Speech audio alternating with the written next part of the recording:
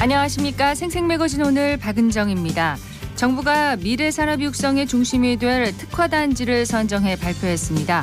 지역에서는 포항이 2차 전지 양극재 산업 특화단지로, 구미시는 반도체 특화단지로 지정됐고요. 대구는 모빌리티 모터 소재 부품 장비 특화단지로 선정됐습니다.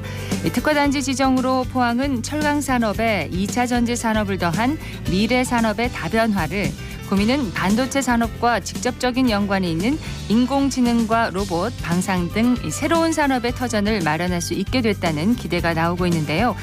반도체 관련 인재 양성 방안의 후속 조치로 경북대가 이 반도체 특성화 대학 지원 사업에 선정돼 최대 4년간 국비 270억 원을 지원받게 됐다는 소식도 있습니다.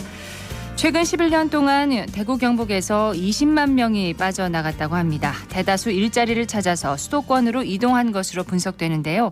특화단지 유치를 계기로 취약한 산업 구조를 개선해서 지역의 확장과 발전 이끌 수 있기를 기대해봅니다.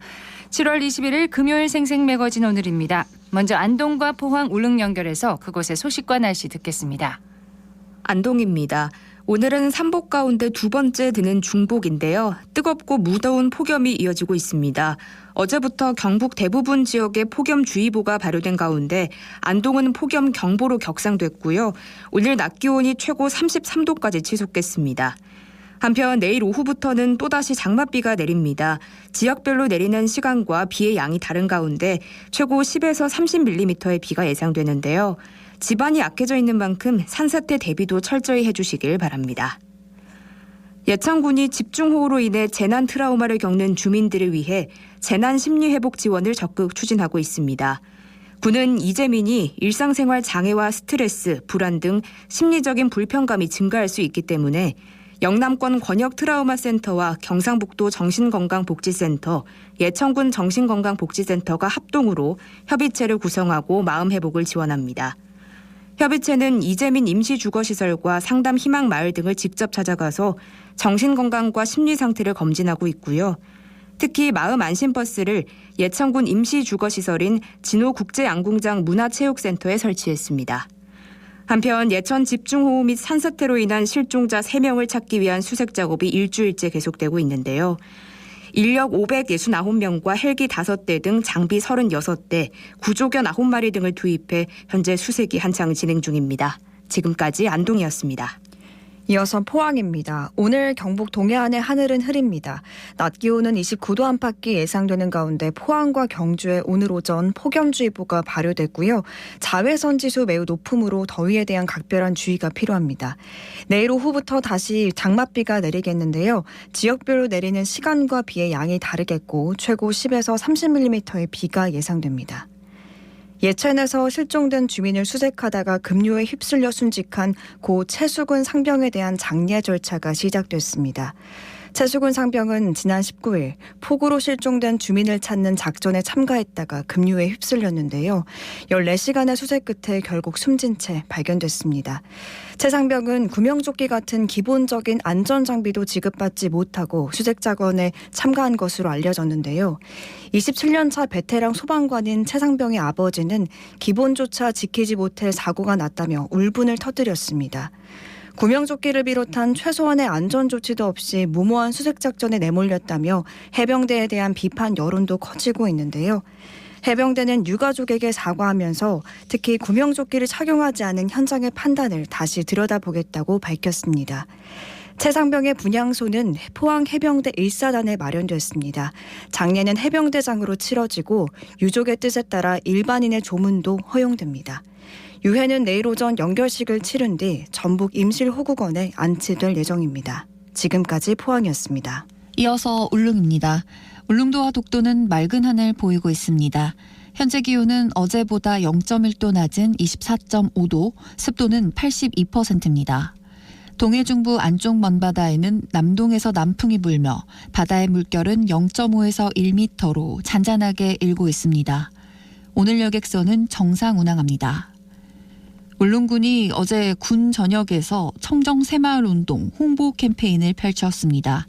울릉도 개척 이래 최초의 국가 행사인 제4회 섬의 날을 앞두고 시행한 이번 캠페인은 늘어나는 관광객들에게 청정울릉을 알리고 누구나 다시 오고 싶은 섬으로 자리매김하고자 하는 의지를 담아 그 의미를 더했습니다. 이날 공무원 40여 명이 도동과 저동 일대의 상가 골목과 소규모 공원 지역을 돌며 노상 적치물과 불법 5개 광고물 등을 단속하고 도로 통행에 방해가 되는 시설물을 치우도록 안내하며 인식 개선에 앞장섰는데요. 울릉군은 앞으로도 지속적인 청정새마을 운동을 전개해 깨끗한 섬을 만드는 데 노력할 것이며 오는 27일 한 차례 더 청정새마을 운동을 전개해 깨끗한 울릉 만들기에 박차를 가할 예정입니다. 주민들의 적극적인 관심과 동참으로 모두가 살기 좋은 울릉도가 되기를 기대합니다. 지금까지 울릉이었습니다.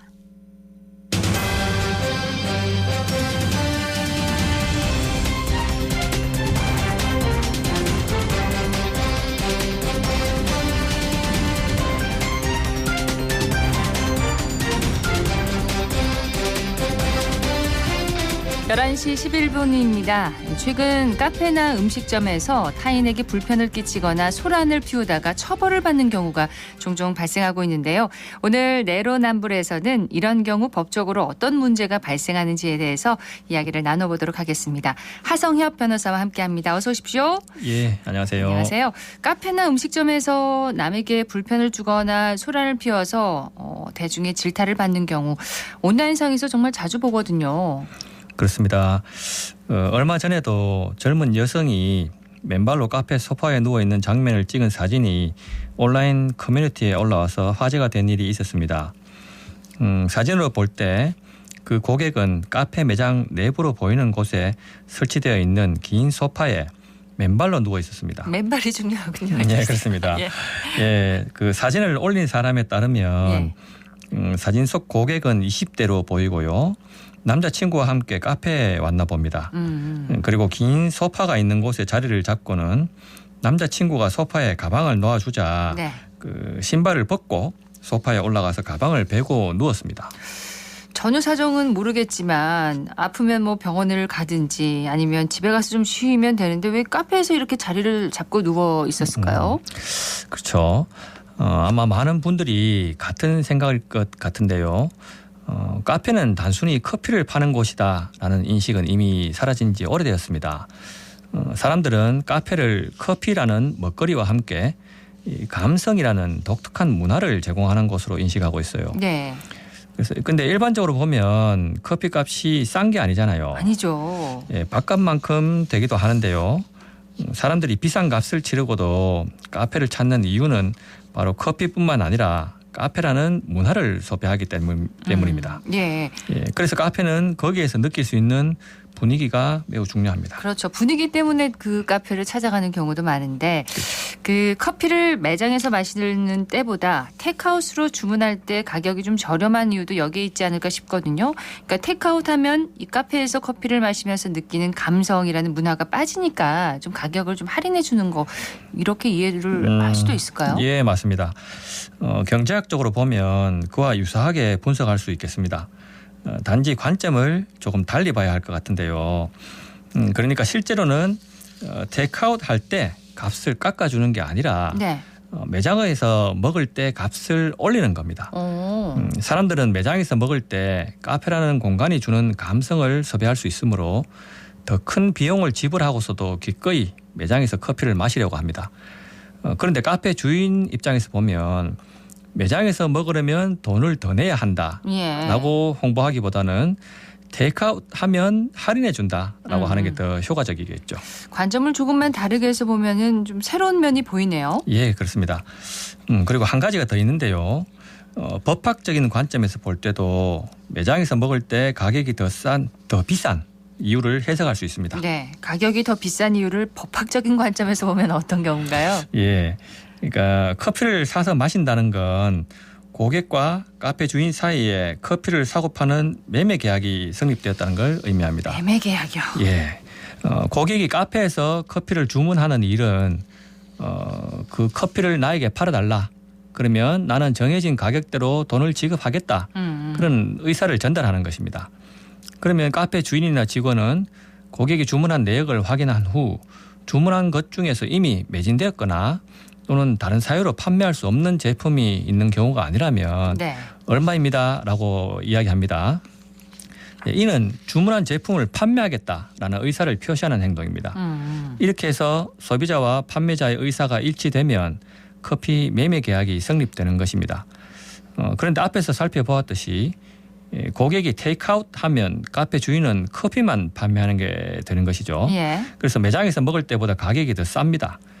그런데 커피를 매장에서 마시면 카페 주인은 고객에게 커피를 판매하는 것 외에도 커피를 마시는 공간을 제공하게 됩니다. 그렇죠. 즉 카페 주인은 고객에게 카페 공간 일부를 단기간 임대하는 것입니다. 그러면 특별히 다른 사정이 없는 한 고객은 차임, 그러니까 주로 임대료라고 이야기하죠. 그 차임을 지급해야 합니다. 그 차임에 해당하는 금액이 커피 값에 반영되어서 테이크아웃 할 때보다 커피 값이 더 비싸지게 됩니다. 네. 커피 한 잔에 이렇게 심오한 법학적인 해석이 가능하군요. 예, 맞습니다. 그러면 카페에서 맨발로 누워있던 이 사람은 이 자리는 돈을 내고 내가 빌린 자리니까 내 마음대로 사용할 수 있다. 이렇게 생각할 수도 있는 거네요. 예, 맞습니다. 언뜻 생각하면 그런 항변이 일리가 있다고도 볼 수 있습니다. 그 임차인은 선량한 관리자의 주의를 다하여 임대차 목적물을 보존하고 또 임대차가 종료하면 임대차 목적물을 원상으로 회복하여 반환할 의무를 부담합니다. 네. 사례에서는 고객이 임차인인데요.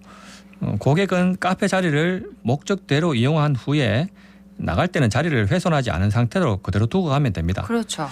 따라서 돈을 내고 빌렸다라는 측면에서만 보면 자리를 이용한 후에 원 상태로 돌려주기만 하면 마음대로 사용해도 됩니다. 네. 그러나 이 자리를 마음대로 사용해도 된다라는 게 카페를 이용하는 다른 고객이나 또 카페 주인이나 또 카페 직원에게 피해를 줘도 된다는 걸 의미하지는 않습니다. 특히 카페에서는 커피뿐만 아니라 감성을 파는 곳이잖아요. 네. 그렇기에 카페 분위기나 이미지는 그 카페를 운영하는 데 아주 중요한 요소가 됩니다. 그래서 카페 분위기나 이미지가 나빠지면 장기적으로 매출이 떨어질 수밖에 없겠죠. 그렇죠. 카페는 잠을 자는 공간이 아닙니다. 그런데 영업시간에 누군가가 카페에서 누워 있으면 그 카페 분위기는 안 좋아질 거고 그런 일들이 소문이 나면 카페 이미지는 나빠질 겁니다. 네. 그런데다 카페 직원이 그런 상황을 그대로 방치하게 된다면 카페 이미지는 더 나빠지겠죠. 감성을 판매하기가 어려워지게 됩니다. 그렇죠. 예, 결국 사례에서 맨발로 누워있던 고객은 카페 주인에게 피해를 주게 되므로 돈을 내고 빌렸으니 내 마음대로 사용할 수 있다라는 항변은 타당하지 않은 게 됩니다. 그러면 카페 주인이나 직원으로서는 그 고객에게 일어나라고 이렇게 당연히 요구를 할 수 있는 거네요. 맞습니다. 당연히 요구할 수 있습니다. 다만 이렇게 요구할 때 어떤 말투로 요구했는지에 따라서 고객으로서는 기분이 나쁠 수도 있겠지만 이는 별개의 문제입니다. 설령 카페 직원이 불친절한 태도로 요구했다고 하더라도 이것 때문에 고객의 행위가 정당화될 수는 없습니다. 불친절하게 요구했다면 그건 그것대로 별도로 논의할 사안에 불과합니다. 네. 더군다나 사례의 경우에는 카페 직원이 불친절했다는 내용은 없습니다. 오히려 목격자에 따르면 카페 직원은 고객에게 여기서 이러시면 다른 분들이 불편해하시니까 앉아서 몸을 기대어 주무시면 감사하겠습니다라고 안내했습니다.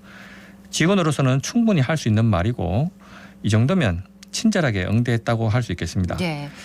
그런데도 고객은 남자친구와 함께 온갖 험한 말을 내뱉었다고 합니다. 그러면 직원에게 함부로 말을 하면 예. 도의적으로 좀 문제가 될 수 있겠네요. 그 고객은요? 예, 그렇습니다.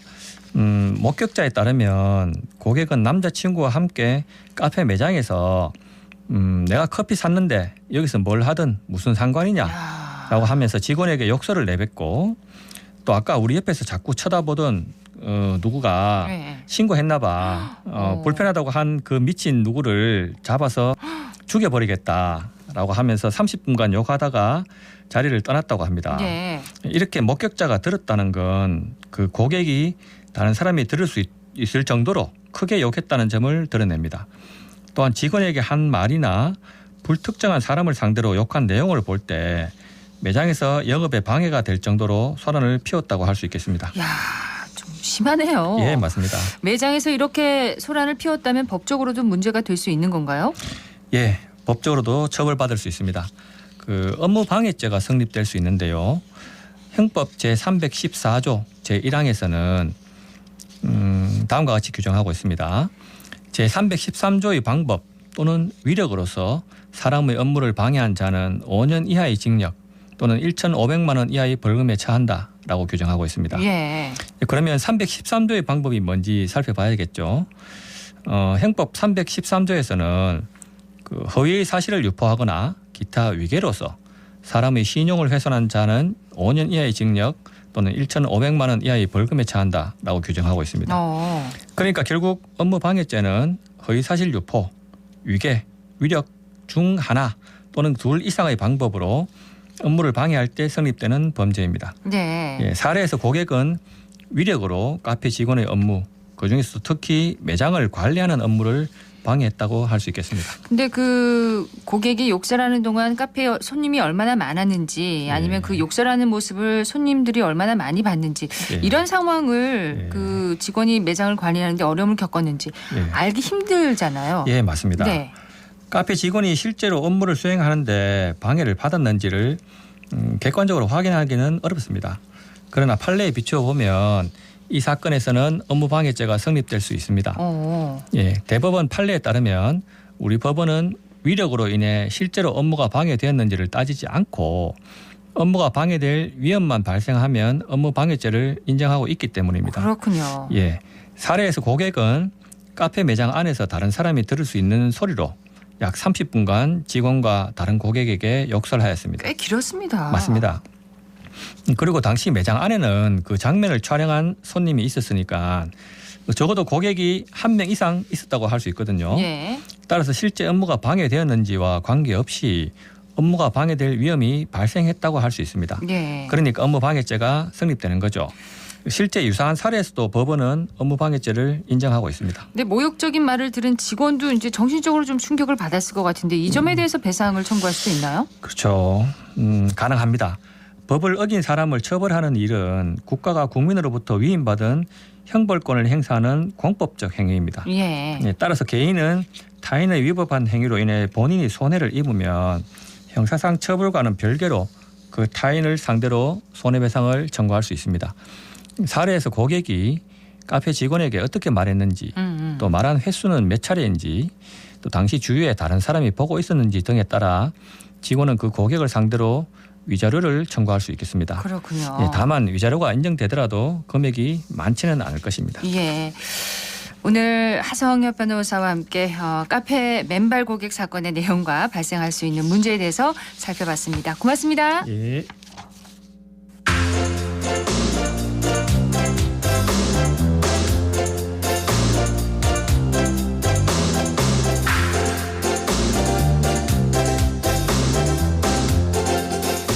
지금 대구미술관에서는 2023 소장품 기획전 회화 안인이 열리고 있다고 합니다. 서유리 리포터 현장 다녀왔다고요? 네, 전시하면 회화 작품 떠올리는 분들 많으실 텐데요.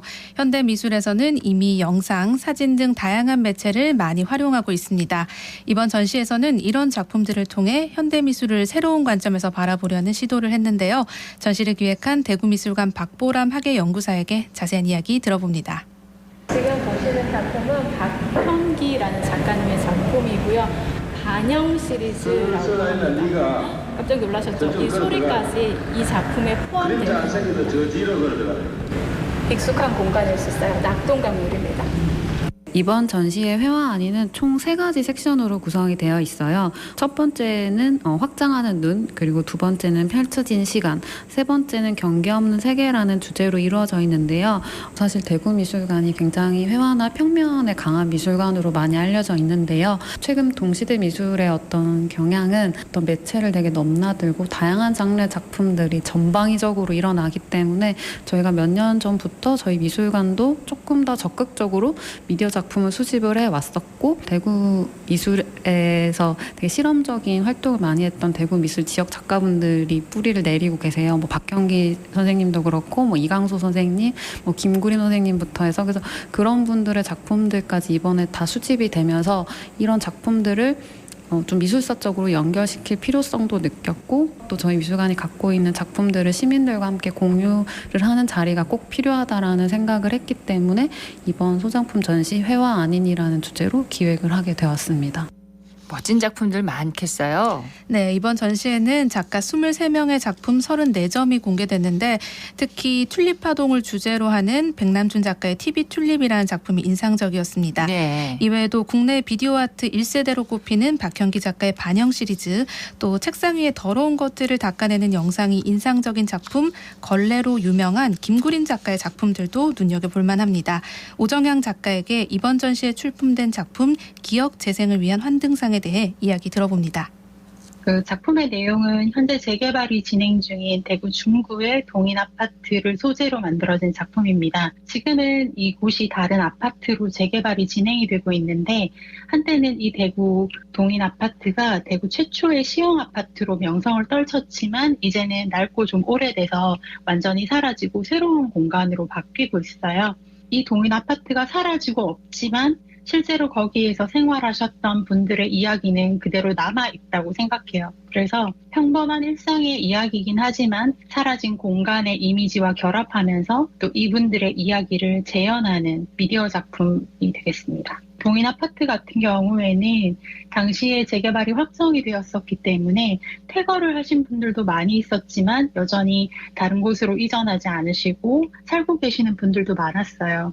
그래서 그 분들의 이야기를 들으면서 여기가 없어지기 전에 기록으로 남기고 또 이분들의 이야기를 이곳이 사라지고 난 다음에 작업으로 만들어야겠다라고 생각을 하고 작업을 시작했습니다. 동인 아파트 외부와 내부의 사진들을 많이 찍어 두었어요. 그 사진을 바탕으로 해서 3D 프로그램을 이용해서 그 공간의 외형을 먼저 재현합니다. 키를 잰다든지 책이나 장난감이 움직이는 이런 이야기들은 그곳에서 아이를 키우고 살아오신 분들의 이야기를 접하면서 일상을 어떻게 담을지를 고민해서 물건을 정하고 이후에 영상으로 만들게 돼요. 지금은 사라진 것들에 담긴 이야기를 작품으로 녹여낸 거네요. 네, 이 오 작가는 본인이 다루는 생활 공간의 이야기는 일상이라는 이유로 잊히기 쉽지만 이 시간이 한참 지난 후에 떠올려 보면 그 이야기들이 본인에게 소중한 부분이었다는 걸 알게 된다 이런 예. 얘기를 했습니다. 네, 그래서 작품 속에 있는 물건뿐 아니라 집에 가서 비슷한 물건을 보고 그중에 나만의 이야기를 담고 있는 물건을 찾아보는 것도 이 전시를 재밌게 관람하는 방법이 될 그러네요. 거라고 했습니다. 관람객들의 소감도 이어서 들어봅니다. 22살 천세은이라고 합니다. 그림 작품들이 아니라 다 뉴미디어로 다 연출이 돼 있어가지고 되게 인상 깊게 봤던 것 같아요. 저는 여기서 제일 마지막에 본 작품이 그 전소정의 광인들의 배라는 작품이었는데 보드 타는 거를 파도로 표현했더라고요. 그게 되게 인상 깊었고 전시 모양을 애초에 그 보드 모양으로 전시를 해놔서 스크린 볼 때 현실이랑 그런 작품에 대한 경계가 안 느껴질 만큼 되게 직접적으로 제가 보드를 타는 것 같아서 되게 좋았어요. 달성군 가창면에 사는 서태자입니다. 우리가 못 보던 이런 걸 또 만나니까 신기하기도 하고 또 우리 어린 시절을 보는 그 시대의 또 생각도 나고 그랬어요. 좋은 시간 보냈습니다.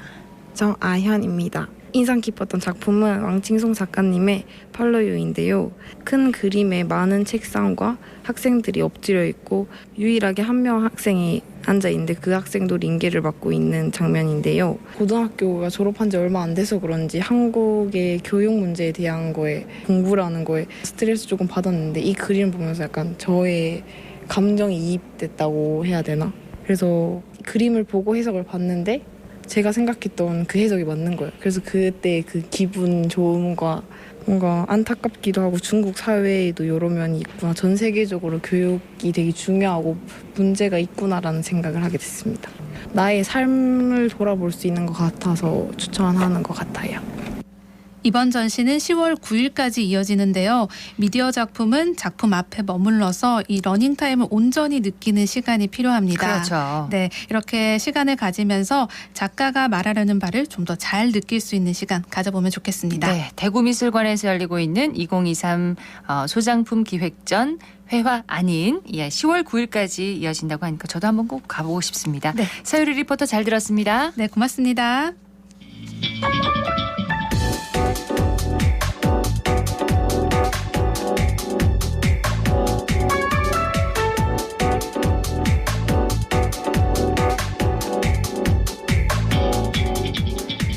묻고 듣고 생각과 마음을 나누는 방송. 지금 여러분께서는 대구 경북을 보고 듣는 생생 매거진 오늘을 함께하고 계십니다.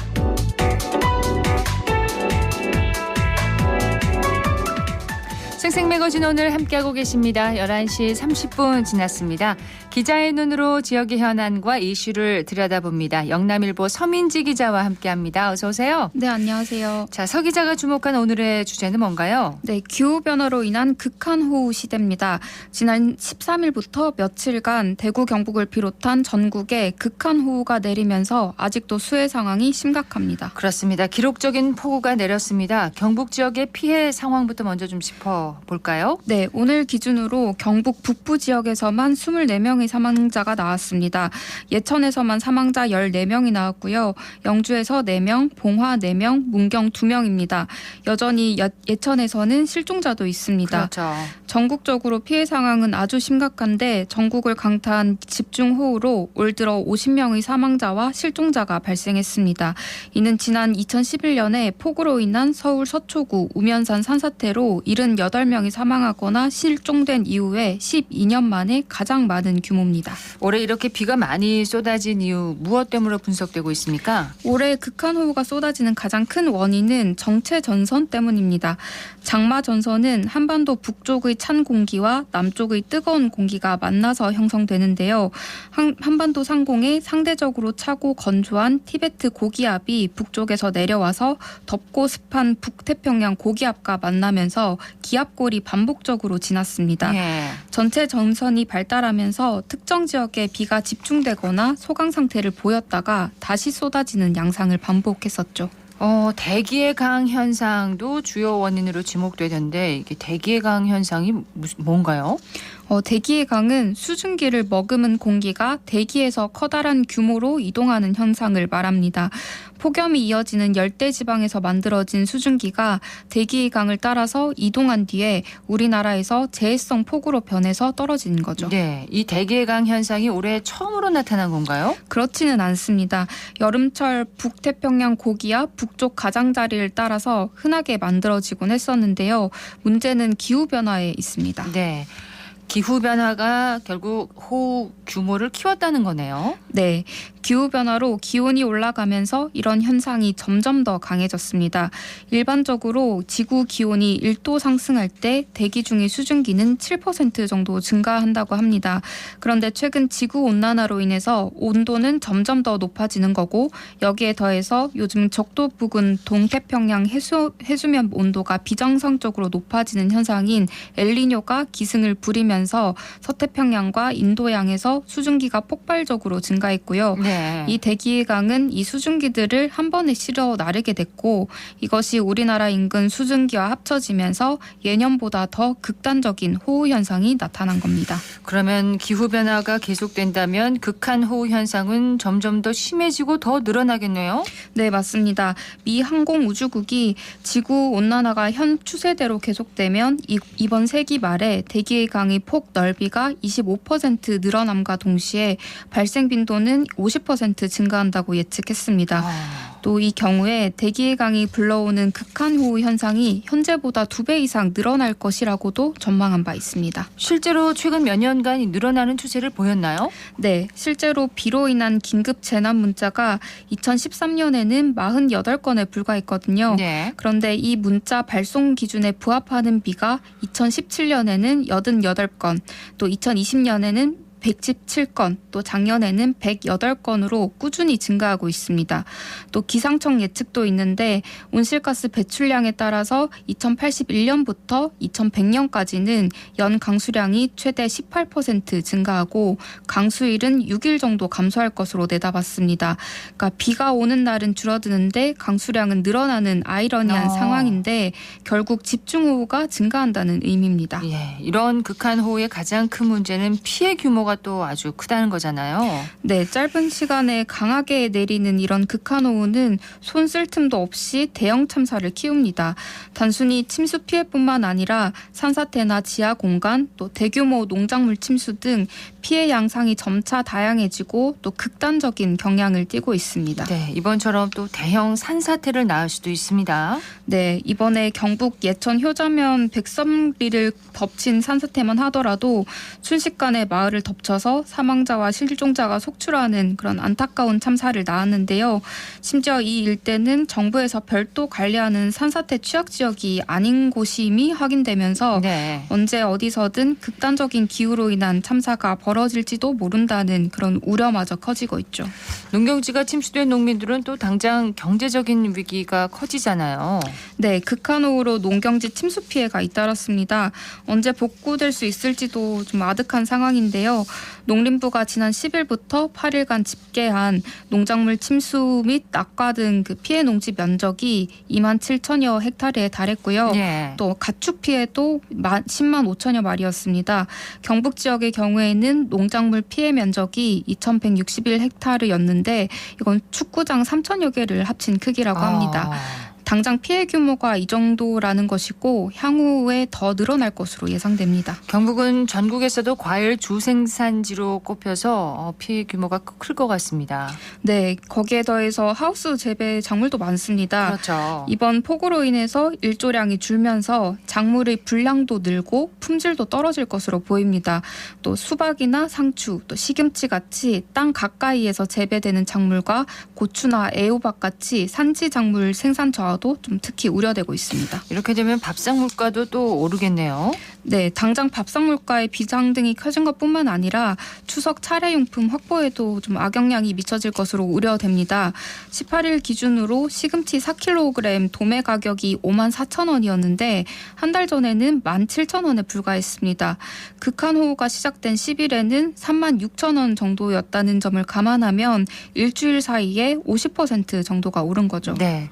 자, 다시 집중호우 이야기를 해보겠습니다. 이번에 대구는 경북보다 피해가 심각하지는 않았지만 이 기후변화 현상이 나타날 장소에는 예외가 없잖아요. 네, 그렇습니다. 경북의 피해 상황이 경북에 비해서 피해 상황이 적었을 뿐이지 그렇죠. 네, 대구 역시나 재난 문자가 수시로 왔었는데 예를 들면 구모강 수위 상승으로 인한 범람 위험이 있으니까 강변 접근을 금지한다든지요. 네. 또 신천을 바로 옆에 둔 동로의 경우에도 장마철만 되면 수시로 전면 통제가 이뤄지면서 시민들이 많이 불안해하기도 합니다. 이번에도 그랬잖아요. 네. 네. 대구에 앞으로도 극한호우 현상이 발생할 것을 대비해서 침수 피해를 사전 예방할 수 있는 시설을 만드는 것이 필요하다는 이야기도 나옵니다. 어떤 시설들이 필요할까요? 배수 펌프장이나 저류시설 용량 확대 등이 필요하겠는데요. 배수 펌프장은 저지대의 고인물을 하천으로 내보내고 또 하천이 넘쳤을 때는 저지대로 물이 역류하는 걸 막아주는 역할을 합니다. 네. 현재 대구시가 관리하는 빅물 펌프장 22개소 중에 권고 기준을 충족한 건 9개 뿐인데요. 앞으로 더 잦을 것으로 예상되는 극한호우에 대비하기 위해서는 지역 내 모든 배수 펌프장의 처리량 증대가 반드시 필요하겠습니다. 네, 대구시의 재해 예방 사업은 잘 이루어지고 있는지도 궁금하네요. 네, 다행히 그렇습니다. 대구시에 따르면 9개구군에 1,936억 원을 들어서 26곳에 대한 재해 예방 사업을 벌이고 있습니다. 물론 그 도심 지역에는 붕괴 우려가 있는 그 급경사지나 산지가 없지만 달성과 군위 지역에는 집중호우 시에 사면 붕괴가 우려되는 곳이 있어서 이에 대한 정비 작업이 이뤄지고 있습니다. 네. 또 붕괴 위험이 있는 급경사지나 재해 위험이 있는 저수지에 실시간 계측 장비를 설치해서 재해 위험이 있는 경우에 전광판과 안내 방송으로 위험 경보를 발령하는 시스템도 구축한 상태입니다.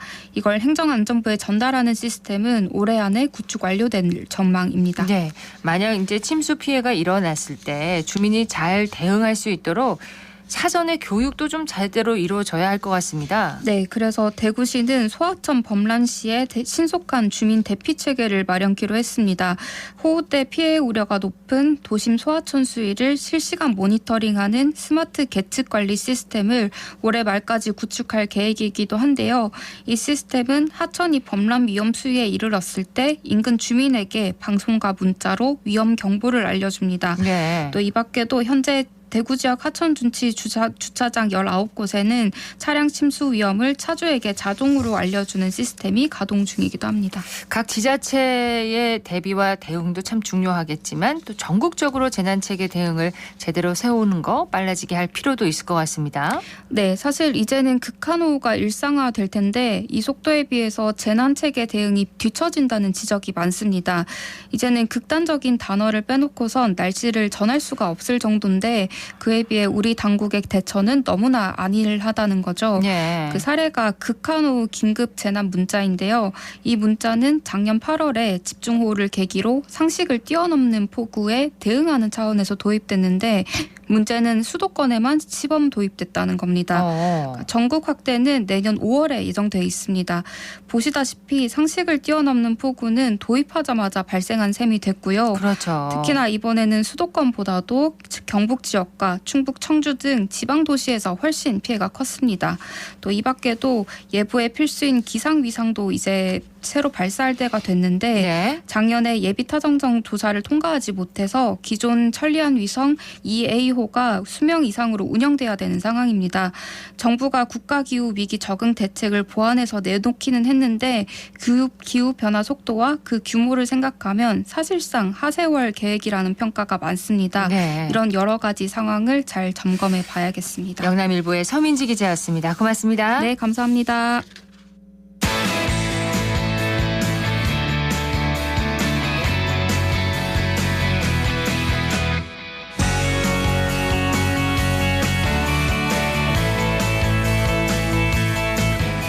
스포츠 현장 속으로 들어갑니다. 생생스포츠 대구신문의 석지훈 기자와 함께합니다. 어서 오세요. 네, 안녕하십니까. 자, 축구 소식부터 살펴보겠습니다. 지난 한 주 아시안게임 대표팀 때문에 좀 시끌시끌했어요. 네, 그렇습니다. 황선홍 감독이 이끄는 24세 이하 대표팀이 오는 9월 항저우 아시안게임에 나설 엔트리를 발표했는데요. 이 엔트리 발표 직후 축구 팬들의 반응이 아주 뜨거웠습니다. 네. 22인의 대표팀 명단에 K리그2 성남 소속 이제 수비수 이상민 선수가 포함된 탓인데요. 이 선수가 문제가 된 건 이제 범죄 이력 때문입니다. 이상민 선수는 K리그2 충남 아산 소속이던 2020년 5월 21일 술을 마시고 운전하다가 경찰에 적발된 전력이 있습니다. 음주운전을 했군요. 네, 그렇죠. 이걸로 끝이 아니고 심지어 구단에 이 사실을 알리지 않은 채 3경기에 출전해서 더 큰 논란을 불렀는데요. 당시 한국 프로축구연맹은 상벌위원회를 열어 이상민에게 15경기 출전 정지와 400만 원의 제재금을 부과했습니다. 음주운전 이력, 이 황선홍 감독이 이 사실을 몰랐을까요? 충분히 인지하고 있었던 것으로 알려졌습니다. 엔트리 발표 후 기자회견에서 대한축구협회 관계자는 황선홍 감독이 이상민의 과오 그리고 그가 징계를 이행한 점 등을 종합적으로 충분히 생각하고 판단해 선발했다고 네. 설명했습니다. 알면서도 이제 선발을 한 건데 절차상의 문제는 없었나 봐요. 아니요. 사실 원칙적으로는 이제 이상민 선수는 대표팀에 뽑힐 수 없었던 선수였습니다. 대한축구협회는 이제 협회의 축구 국가대표팀 운영 규정 제17조에 따르면 음주운전 등과 관련한 행위로 500만 원 이상의 벌금형이 선고되고 그 형이 확정된 지 3년이 지나지 않은 자는 국가대표가 될 수 없다고 되어 있다. 따라서 규정상 이 선수는 2023년 8월 4일까지는 국가대표로 선발될 수 없다고 설명했습니다. 원칙적으로는 뽑힐 수 없었던 선수인 거네요. 그렇죠. 근데 어떻게 이런 일이 가능했을까요? 황 감독과 협회 모두 이런 규정의 존재를 자세히는 몰랐던 것 같습니다. 그 사이 이상민은 2021년 10월부터 23세 이하 대표팀 경기를 6경기나 소화했는데요. 약 2년 동안 감독과 협회는 규정상 선발될 수 없었던 선수를 아무렇지도 않게 선발한 셈이죠. 참 시끄러울 만한데 그렇다면 아시안게임 그 엔트리에 변동은 없을까요? 변동이 있긴 한데요. 대한축구협회는 이제 18일 입장문을 통해서 음주운전 전력이 뒤늦게 드러난 이상민을 항저우 아시안게임 대표팀에서 제외한다고 발표했습니다. 네. 엔트리 발표 후 4일 만에 됐습니다. 그렇군요. 어쨌든 이제 논란을 좀 잠재우긴 했겠네요. 네. 근데 엔트리가 교체가 되지 않으면서 또 논란이 또 사그라들지 않았습니다. 어떤 선수가 대신 엔트리에 포함됐습니까? 네, 아직까지는 아무도 대체자로 이제 포함되지 못했는데요. 사실 최종 엔트리를 발표한 14일부터 이제 대한체육회를 통해서 아시아 올림픽 평의회 이제 명단 제출이 이뤄진 15일까지는 충분히 엔트리 교체가 가능한 시점이었습니다. 최종 엔트리 공개 이후 이제 여론이 들끓었을 때 빨리 협회가 결단했더라면은 대안을 찾을 수가 있었는데요. 하지만 사태 파악을 위해서 협회가 선수 측에 음주운전 관련해서 서류를 요청한 게 17일이었습니다. 예. 한참 늦었던 거죠. 지금 그럼 대체자가 없다는 건가요? 네, 아시안게임 대 규정은 이제 의학적 문제, 즉 부상이죠. 가 있는 경우에만 이제 명단 교체를 허용한다고 하는데요. 이대로라면 다른 나라들에 비해서 이제 한 명 적은 21명만으로서 이제 조별리그부터 결승까지 최대 7경기를 소화해야 되는 거죠. 예. 네, 선수의 잘못을 알고 뽑은 황 감독의 무지함, 이제 그리고 잘못된 결정을 막지 않은 협회의 무책임한 행정이 사태를 키운 것으로 보입니다. 그러면 다른 나라들보다 우리나라만 한 명 적은 상태로 지금 출전을 하게 되는 건가요? 현재로서는 그렇게 될 예정입니다. 좀 더 줄어들 예정도 있기는 합니다. 한 명이 더 빠질 가능성도 있나요? 정확하게 얘기하면 합류 시기의 문제인데요. 이제 얼마 전에 프랑스 리그의 강팀 파리 생제르맹으로 이적한 이강인 선수의 차출에 관해서 파리 구단과 이제 축구협회가 협의를 제대로 완료하지 못한 것으로 알려졌습니다. 협의가 제대로 완료하지 않았다면 출전을 못하는 건가요? 그럼? 이강인 선수의 이제 출전 의지가 확고해서 특별한 문제가 없는 한 대회에는 참가할 수 있을 것으로 보이는데요. 핵심은 이제 9월 A매치가 끝난 다음 날부터 항저우 아시안게임 날짜 남자 축구 예선 개막일까지의 시간인데요. 예. 피파의 9월 A매치 기간은 9월 4일부터 12일까지입니다. 그리고 이제 항저우 아시안게임은 9월 19일에 시작합니다. 예. 이제 여기 일주일 텀이 있는 거죠. 만약에 이제 협의가 되지 않는다면 소집 후에 파리에 다녀와야 할 수도 있는 건가요? 그러면? 네, 이제 황선홍 감독은 이제 12일까지는 의무 차출해서 문제가 없다. 그 이후에 이제 텀이 있다. 구단이 허락하지 않으면 이제 파리로 돌아갔다가 와야 한다. 예. 네, 또 아시안게임 기간 협조는 거의 다 조율됐지만 그 6일의 시간이 애매하다. 풀어내기 위해서 다방면으로 노력하고 있다. 다른 선수들은 참가에 문제가 없다. 하지만 이강인은 좀 확정적이지 않다. 조율은 필요하다. 이적한 지 얼마 되지 않아서 조금 기다려야 된다고 얘기했습니다. 예. 뭔가 좀 순조롭게 진행이 되지 않고 있다는 느낌이 드는데 아무래도 대표팀의 우승을 위해서는 이강인 선수의 합류가 꼭 필요하겠죠? 네, 물론입니다. 우리나라가 아시안게임에서 지난 2대회 연속 우승을 하긴 했습니다만은 이제 우승을 항상 맡겨놓은 느낌으로 매번 했던 것도 아니었기 때문에 큰 무대에서 능력을 입증한 바 있는 이강인 선수는 대표팀의 필수적인 자원입니다. 예, 잘 매듭이 좀 지어지면 좋겠습니다. 대구에서는 어느 선수가 대표팀에 합류했나요? 네, 예상했던 대로 이제 라이트백 황재원 선수는 명단에 이름 올렸습니다. 하지만 아쉽게도 고재현 선수는 탈락의 고배를 맞았습니다. 고재현 선수 발탁이 유력하지 않았나요? 네, 그랬습니다만 이제 최근 경기력 저하가 두드러지기도 했고 해당 포지션 경쟁 선수들이 대부분 해외파거나 리그에서 활약 중인 선수들이어서 어쩔 수 없었던 것으로 보입니다. 예. 물론 개인적으로는 납득이 좀 어렵지만요. 예, 아쉬울 수밖에 없네요. 자, 이어서 프로축구 소식을 살펴보겠습니다. 대구가 달빛 더비를 치렀죠. 네, 대구는 지난주 토요일 오후 8시 광주에서 열린 광주FC와의 K리그1 23라운드 원정 경기 달빛 더비에서 1대1로 무승부를 거뒀습니다. 네, 경기 정리를 좀 해주세요. 네, 대구는 비가 오는 가운데 이제 전반 16분 선제 실점하면서 끌려갔습니다. 하지만 바로 6분 뒤인 전반 22분 황재원의 크로스가 이제 광주 골키퍼의 선방 이후 수비를 맞고 흐르자 태양의 아들 이근호가 놓치지 않고 오른발로 마무리하면서 득점을 성공시켜 1대1이 됐습니다. 대구는 끈질기게 역전골을 노렸지만 빗줄기가 거세진 가운데 공격 전개가 매끄럽게 되지 않으면서 추가 득점 없이 무승부로 경기를 마칠 수밖에 없었습니다. 달빛 더비에서는 원정팀이 승리하는 게 공식 아니었나요? 네, 그렇습니다. 지난주 전까지는 원정팀이 승리하는 것이 당연할 정도였는데요. 네. 하지만 아쉽게도 이날 무승부로 대구는 2020년부터 진행된 달빛 더비 원정팀 승리 징크스를 이어가지 못하게 됐습니다. 징크스가 이제 깨졌네요. 네. 예. 그래도 아직까지는 대구가 중위권을 잘 유지하고 있죠? 네, 아직까지는 유지하고 있습니다. 하지만 지금 중위권 팀들 사이의 승점 차가 크지 않은 상황이라서 살얼음판 같은 5위를 지키고 있습니다. 승점차가 어느 정도 나나요? 네, 대구는 23경기에서 8승 9무 6패를 거둬 이제 승점 33점으로 이제 5위에 자리 중입니다. 4위 전북과의 승점 차는 4점 차로 벌어진 상황이고요.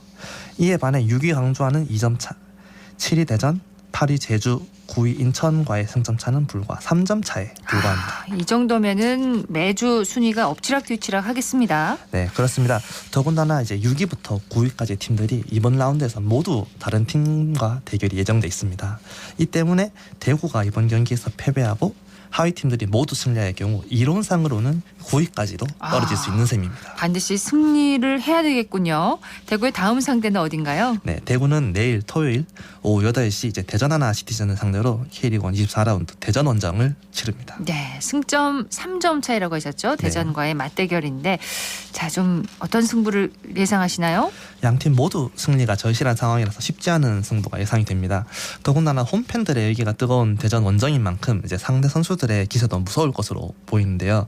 원정 경기는 언제나 어려운 법이지만 이제 대전같이 관객석의 분위기가 뜨거운 팀들과의 대결은 한층 더 어려운 느낌이 듭니다. 선수들의 활약을 기대해 봐야겠죠? 그렇죠. 네, 고재현 선수의 좀 득점력이 필요해 보이는데요. 고재현 선수는 최근 좀처럼 득점포를 가동하지 못했습니다. 하지만 최근 들어서 조금씩 경기력이 올라오는 모습인데요. 지난 14라운드 대전 원정에서도 이제 팀의 승리를 이끄는 선제 결승골을 득점하기도 해서 기대를 해도 좋을 것 같습니다. 네, 자 프로야구 소식도 전해드립니다. 삼성이 오늘부터 후반기에 돌입합니다. 네, 그렇습니다. 삼성 라이온즈는 오늘부터 일요일까지 대구 삼성 라이온즈 파크로 KT 위즈를 불러들여 주말 3연전을 치르면서 후반기 개시를 알립니다. 오랜만에 대구에서 야구가 열리는 것 같은데 삼성이 후반기에 좀 반격을 할 수가 있을까요? 긍정적인 점을 꼽아보라면 여기서 더 떨어질 곳이 없다는 거겠죠.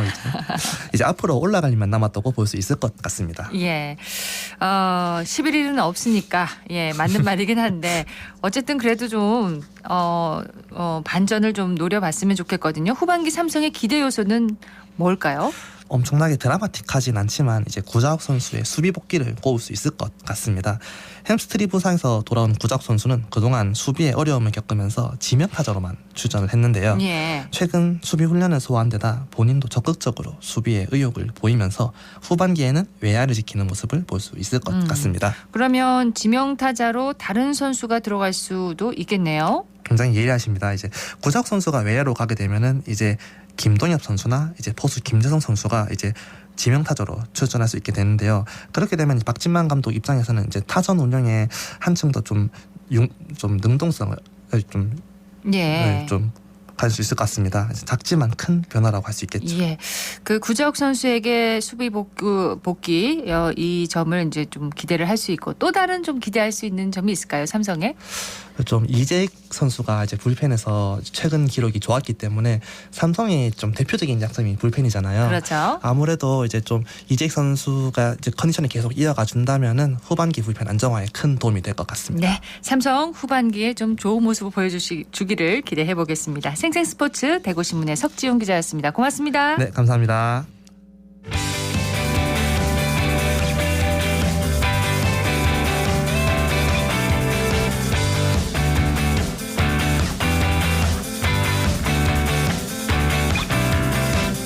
클릭 정보 클릭.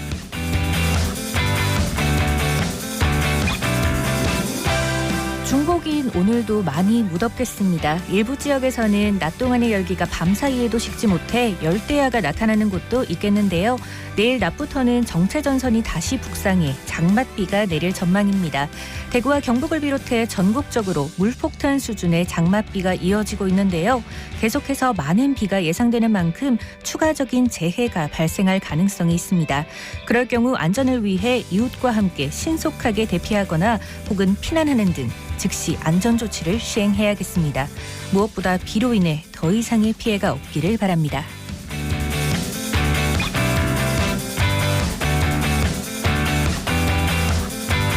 지역 산업 현장의 우수한 숙련 기술인 4명이 대구광역시 명장으로 선정됐습니다. 대구광역시 명장은 지역 산업 현장에서 15년 이상 종사하고 최고 수준의 숙련 기술을 보유한 기술인 중에서 선정되는데요. 올해로 11회째를 맞이하는 2023 대구광역시 명장은 한복 생산 직종의 이면정, 도자공의 김용석, 이용 직종의 남상기, 미용 직종의 신명철 명장이 선정됐습니다. 선정된 명장들은 자신이 가진 우수한 기술을 청년들에게 전수해 미래의 지역 인재를 발굴하는 데 노력하겠다고 밝혔는데요.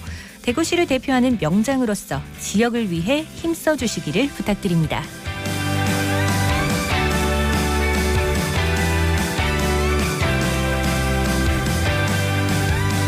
대구문화예술진흥원이 제9회 대구 사진 비엔날레 장롱 속 사진전 학창시절 그때의 이야기에 참여할 분들을 모집합니다.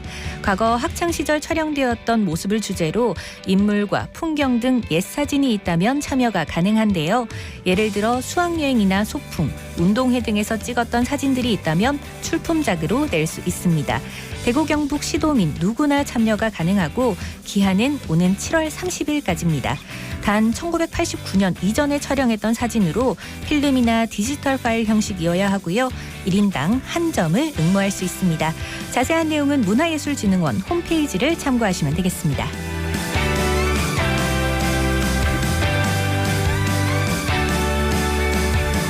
대구교육청이 집중호우로 인한 산사태와 낙석 붕괴 등 자연재해에 대비하기 위해 교육시설을 긴급 점검했습니다. 주요 점검 사항은 낙석 위험이 있는 곳과 평지 또는 경사면을 만들기 위해 흙을 깎았던 절토부 침하 여부 등이었는데요. 교육청은 지난 5월과 7월 여름철 안전점검을 실시했으나 예상보다 강한 장맛비로 인해서 약해진 집안이 붕괴될 것을 우려해 긴급 안전점검을 실시했다고 밝혔습니다. 학생과 교직원들이 안전한 교육활동을 할 수 있도록 대비 철저히 해주시길 바랍니다.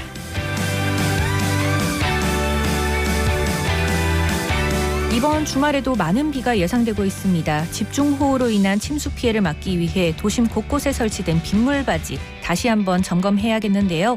악취나 미건상의 이유로 발판이나 목재 합판 등이 덮여 있어 통째로 막혀 있는 경우가 있습니다. 또한 담배꽁초와 쓰레기들로 빗물바지가 제 역할을 못할 수도 있는데요. 이러한 빗물바지는 스마트폰 앱 안전신문고로 제보하면 담당 지자체의 도움을 받을 수 있습니다. 비 피해 없도록 우리 주변 꼼꼼히 살피는 노력 기울여야겠습니다. 지금까지 클릭 전국 클립 윤가영이었습니다.